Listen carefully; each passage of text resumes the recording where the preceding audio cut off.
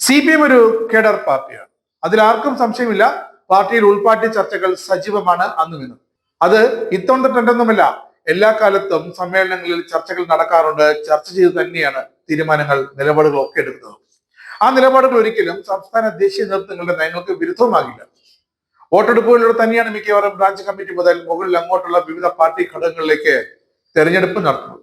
പറഞ്ഞു വരുന്നത്, കോൺഗ്രസ് പോലെ മറ്റു പാർട്ടികളെ പോലെ ഒരു കസേരയിലിരുന്ന് ആരൊക്കെ ഭാരവാഹികളാകണമെന്ന് ലിസ്റ്റ് കൊടുക്കുന്ന രീതിയല്ല.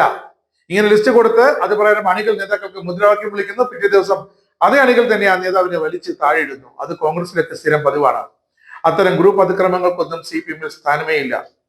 3 തരത്തിലാണ് CPM-ലേക്ക് അണികൾ എത്തുന്നത്. ഒരു വിഭാഗം പാർട്ടിയിലേക്ക് മുദ്രാവാക്യം വിളിച്ചു വന്ന് നേടേണ്ട കാര്യം നേടി തിരിച്ചു പോകും. അത് പാർട്ടി നേരത്തെ തന്നെ കണ്ട് പഠിച്ചിരിക്കും. രണ്ടാമത്തെ വിഭാഗം വന്ന് എന്തെങ്കിലുമൊക്കെ കാട്ടിക്കൂട്ടുമ്പോൾ ഉദ്ദേശകാര്യം നടക്കില്ല. അങ്ങനെ നടത്താൻ സാധിക്കാതെ വരുമ്പോൾ പരാതിയും ആരോപണങ്ങളും ഒക്കെ നിരത്തി ഇതുപോലെ പടിയിറങ്ങും. ഇത്തരക്കാർക്ക് CPM-ലേക്ക് തിരിച്ചുപോക്ക് അസാധ്യം തന്നെയാണ്. മൂന്നാമത്തെ വിഭാഗം പാർട്ടി ആദർശങ്ങളിൽ ആകൃഷ്ടരായാണ് എത്തുന്നത്. അവർ പാർട്ടിക്ക് വിധേയരായി പ്രസ്ഥാനത്തിന്റെ നിലപാടുകൾക്കനുസരിച്ച് എക്കാലവും അവിടെ തന്നെ ഉണ്ടാകും. CPM-ൽ വലിയ ലഹള നടക്കുന്നു, മുമ്പെങ്ങുമില്ലാത്ത വിധം ചർച്ചകൾ അക്രമാസക്തമാകുന്നു, ബഹിഷ്കരണങ്ങൾ വ്യാപകമാകുന്നു എന്നൊക്കെ പുറത്തു കിടന്ന് കരയുന്നവർ പാർട്ടി ഘടനയെ പറ്റി അറിവില്ലാത്തവരാണ്.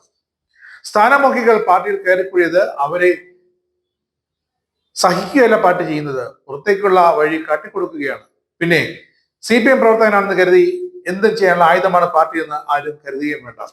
പാർട്ടി പ്രവർത്തകർ കുടുംബങ്ങളിലും സമൂഹത്തിലും കാട്ടേണ്ട ഒരു സംശുദ്ധതയുണ്ട്, മര്യാദയുണ്ട്, മാന്യതയുണ്ട്. അതിലൊക്കെ പാളിച്ചകൾ പറ്റുമ്പോൾ പാർട്ടി തിരുത്തിയിരിക്കും. തിരുത്തിയ പ്രവർത്തകനെ, നേതാവിനെ നേർവഴിയിലേക്ക് എത്തിക്കാനും തെറ്റുകൾ പരിഹരിക്കാനും ശ്രമിക്കും.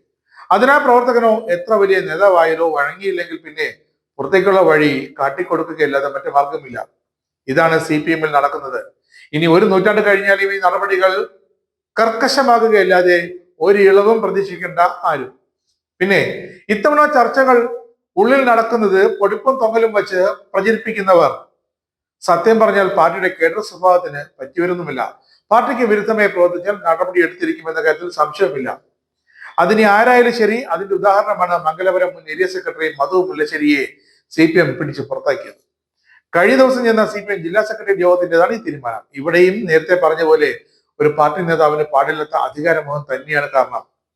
മധു പാർട്ടി തത്വങ്ങൾക്ക് വിരുദ്ധമായി പ്രവർത്തിച്ചു, പൊതുജന മധ്യത്തിൽ പാർട്ടി അപകീർത്തിപ്പെടുത്തിയെന്ന് CPM തിരുവനന്തപുരം ജില്ലാ സെക്രട്ടറി വി ജോയ് തന്നെ അറിയിച്ചു. നേരത്തെ തന്നെ ഏരിയ സെക്രട്ടറി സ്ഥാനത്ത് നിന്നും തന്നെ മാറ്റാനുള്ള തീരുമാനത്തിൽ പ്രതിഷേധിച്ച് മധു ഏരിയ സമ്മേളനത്തിൽ നിന്ന് ഇറങ്ങിപ്പോയിരുന്നു.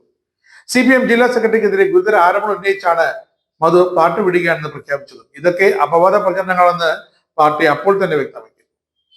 സംസ്ഥാന നേതൃത്വത്തിൽ പലരെയും സ്വാധീനിച്ചാണ് വി ജോയ് ജില്ലാ സെക്രട്ടറി സ്ഥാനത്ത് എത്തിയതെന്നും മംഗലപുരത്ത് വലിയ വിഭാഗീയതയാണ് നിലനിൽക്കുന്നതെന്നും ഒക്കെ മധു മുല്ലശ്ശേരി കഴിഞ്ഞ ദിവസം മാപ്ര എന്നൊക്കെ പറഞ്ഞ് കഴിഞ്ഞ ദിവസം വരെ കളിയാക്കിയ ഒരു ചാനലിനോട് പരസ്യമായി രഹസ്യം പറഞ്ഞിരുന്നു.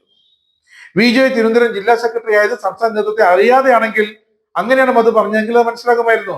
ഇതിപ്പോൾ സംസ്ഥാന നേതൃത്വത്തെ സ്വാധീനിക്കാൻ ജില്ലാ സെക്രട്ടറി ആയത് എന്ന് പറയുമ്പോൾ സംസ്ഥാന ഘടകം അറിയാതെ ജില്ലാ സെക്രട്ടറിയെ തിരഞ്ഞെടുക്കാൻ എങ്ങനെ സാധിക്കും? അതിന് കോൺഗ്രസ്സുകാരനൊന്നുമല്ലല്ലോ. തിരുവനന്തപുരം ജില്ലയിൽ നടന്ന 17 സമ്മേളനങ്ങളിൽ ഇവിടെയും മംഗലാപുരം സമ്മേളനത്തിൽ നിന്ന് മാത്രമാണ് ഇത്തരമൊരു വിഭാഗീയതര വാർത്ത പുറത്തു വന്നത്. മധു മുല്ലശ്ശേരി പാർട്ടിക്കെതിരെ നിലപാട് സ്വീകരിച്ചത് മാധ്യമങ്ങളിൽ നിന്നാണ് അറിഞ്ഞതെന്ന് വി ജോയ് പറയുന്നു. സെക്രട്ടറി തിരഞ്ഞെടുക്കുന്നതിനുള്ള രീതി CPM-നുണ്ട്, വ്യക്തമായുണ്ട്. മംഗലാപുരം സമ്മേളനത്തിൽ ഒരു പേര് കൂടി സെക്രട്ടറി സ്ഥാനത്തേക്ക് വന്നിരുന്നു. അങ്ങനെയാണ് ജലീലിന് തിരഞ്ഞെടുപ്പിൽ ഭൂരിപക്ഷം കിട്ടിയത്.